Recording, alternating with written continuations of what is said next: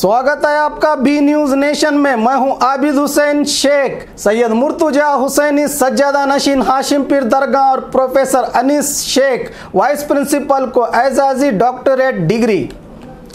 बीजापुर के अंजुमन degree college में जुनूबी America university से सैयद मुर्तजा हुसैनी पीरजादे सज्जादा नशीन हाशिम पीर दरगाह बीजापुर को इनके समाजी खिदमात और माशरे की इस्लाह में इनके ताउन के एतराफ़ करते हुए एजाजी डॉक्टरेट डिग्री से नवाजा गया।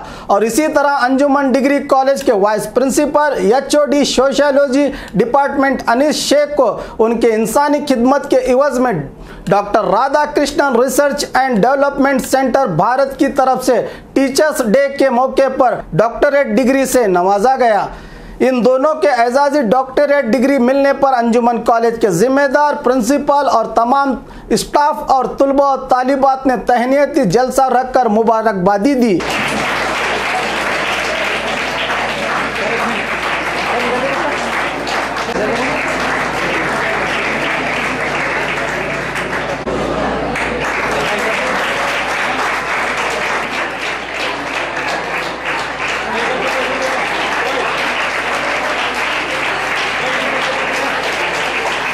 हमारे महबूब काजी मुफ्ती साहब, हमारे अब्दुल चंदन भाई बागवान साहब,